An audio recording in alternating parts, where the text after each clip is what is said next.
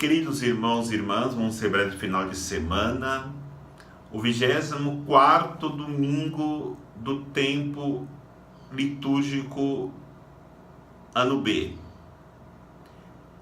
Recordando que estamos vivendo o mês da Bíblia, o mês da Palavra de Deus. E ajudados pela Palavra de Deus na liturgia desse final de semana, eu queria fazer a reflexão em cima de uma palavra que muitas vezes nós a ouvimos com preconceito, que é a palavra possessão. Quando se fala da palavra possessão, já vem em nossa mente um pensamento de possuído pelo mal.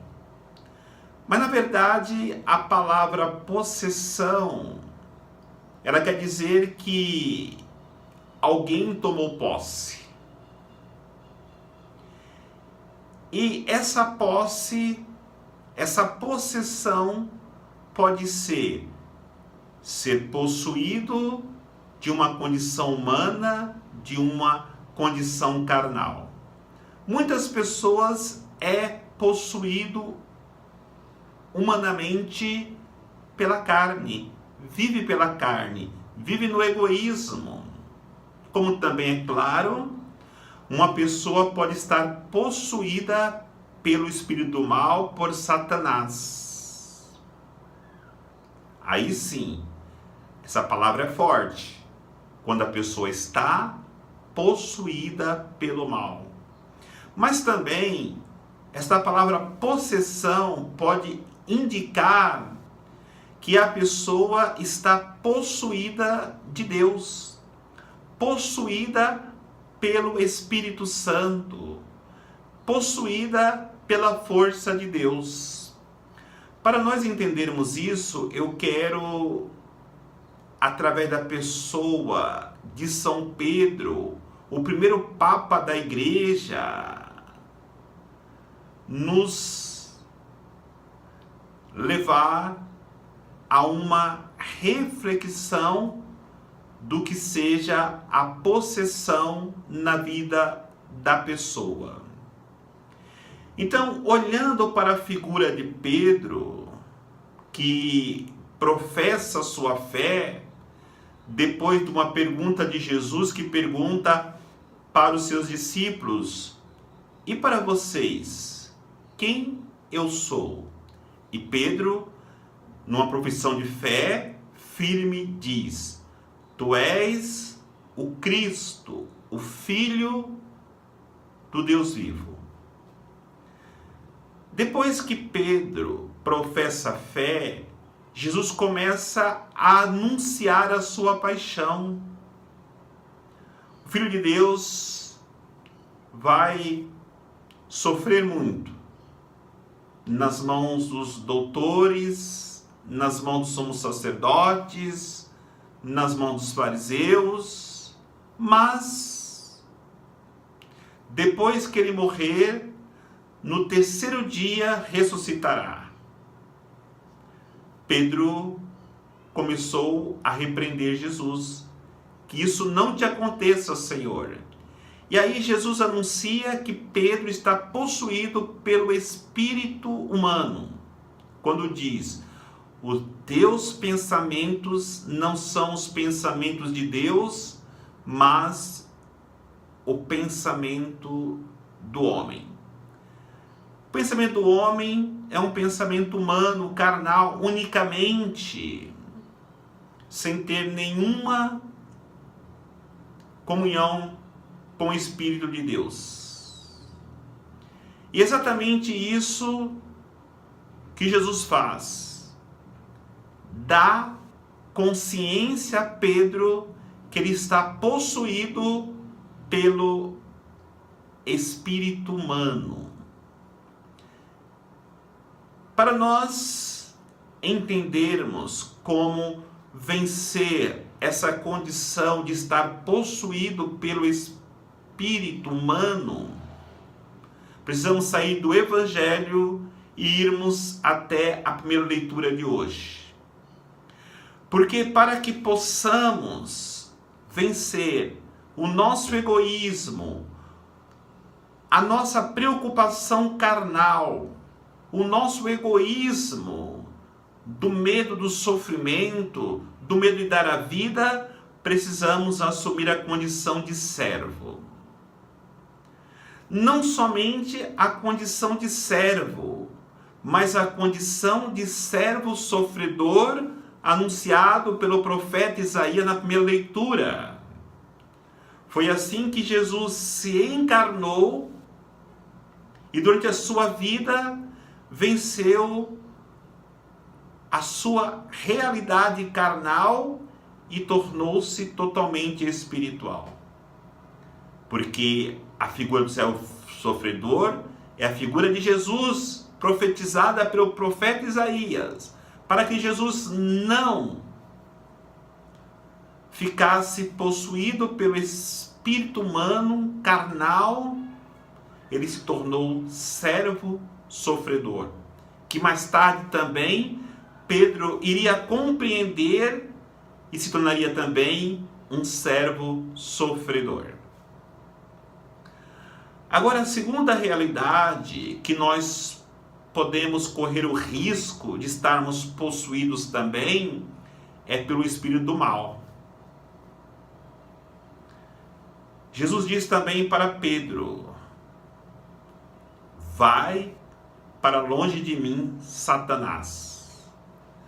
Porque naquele momento, quando Pedro procura desviar Jesus da sua missão, ele está realmente possuído pelo espírito do mal. Porque todo aquele que quer desvirtuar o plano de Deus para a humanidade é uma pessoa que está possuída pelo espírito do mal. E para nós entendermos de maneira mais clara essa realidade, nós precisamos ir na segunda leitura. Quando Santiago vai dizer que a fé sem obra é morta, é sem vida.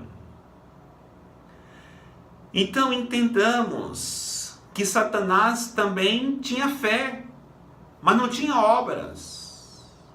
Lembremos que uma vez na sinagoga, Jesus estava lá anunciando, Satanás disse: o que queres conosco agora, Jesus? Vieste nos perder antes do tempo? Nós sabemos que tu és o Cristo, o Filho de Deus. Ou seja, a mesma profissão de fé de Pedro, mas só que a profissão de fé sem as obras é vazia, é morta. Sabe por quê? Porque quem diz ter fé, ele tem que exercitar essa fé com obras. E a obra que realizamos tem que ser obra de amor. E porque Satanás não ama, ele não pode realizar obra de amor. Então se torna uma árvore que muitas vezes tem muitas folhas, mas poucos frutos, ou nenhum fruto. E essa árvore tão cheia de folhas, pode ser exatamente no meio das folhas que a serpente se esconde para atacar os filhos de Deus, os pequeninos de Deus, como vai dizer São Tiago, que as obras de Deus consistem em acolher os órfãos e ajudar as viúvas. O acolher os órfãos e acolher as viúvas está simbolizado todos os pequeninos, os pobres, os doentes, as crianças indefesas, os viciados, principalmente nas drogas, escravos das drogas, as pessoas idosas, os abandonados. A verdadeira obra, a grande obra que Deus quer que realizemos, justamente essa: irmos ao encontro dos órfãos e das viúvas. Por isso, Jesus deu a vida, para salvar esses pequeninos. E a terceira possessão que nós poderemos e deveremos estar possuídos é de Deus. São Pedro ficou possuído de Deus, porque Jesus disse: Tu és Pedro, e sobre esta pedra edificarei a minha igreja, e as portas do inferno não prevalecerão contra ela. Neste momento, Deus concede a graça, a força a São Pedro para tornar-se um homem possesso de Deus. E aí está o bonito. Pedro, um homem voltado para a possessão carnal. Pedro voltado para uma possessão do mal, de tal maneira de querer barrar o plano de Deus na pessoa de Jesus Cristo, recebe toda a confiança de Deus, toda a confiança de Jesus. Sobre esta pedra edificarei a minha igreja. Que bonito Deus investindo em nós, com toda a nossa possessão carnal, egoísta, com toda a nossa possessão, muitas vezes, do mal. Ele investe em nós, colocando as suas riquezas em nossas vidas. Mas ele só pede uma coisa que Pedro compreendeu, ouviu e obedeceu. Quem quiser me seguir, renuncie a si mesmo. Tome a sua cruz cada dia e siga-me. Quem quiser ganhar a sua vida, vai perdê-la. Mas quem quiser salvar a sua vida, ganhará para a vida eterna. Então, queridos irmãos, compreendamos que para estarmos possuídos de Deus, nós precisamos abraçarmos a cruz e colocarmos o Cristo à nossa frente, porque sem Ele à nossa frente, nós não iremos a lugar nenhum. Eu estava em Portugal esses dias e peguei um livro para ler de uma santa chamada Santa Joana Djunga, fundadora da congregação Irmãzinhas dos Pobres. Eu li uma frase naquele livro que mostra muito bem o que devemos fazer para estarmos possuídos de Deus. Ela dizia para suas irmãzinhas: nós precisamos estarmos enxertados na cruz. Olha como que é profundo isso. Estar enxertado na cruz. Quem abraça a cruz, quem se deixa enxertar-se na cruz, nunca mais poderá estar possuído pelo espírito humano carnal. Quem deixar-se enxertar-se na cruz nunca mais poderá estar possuído pelo espírito do mal, por Satanás.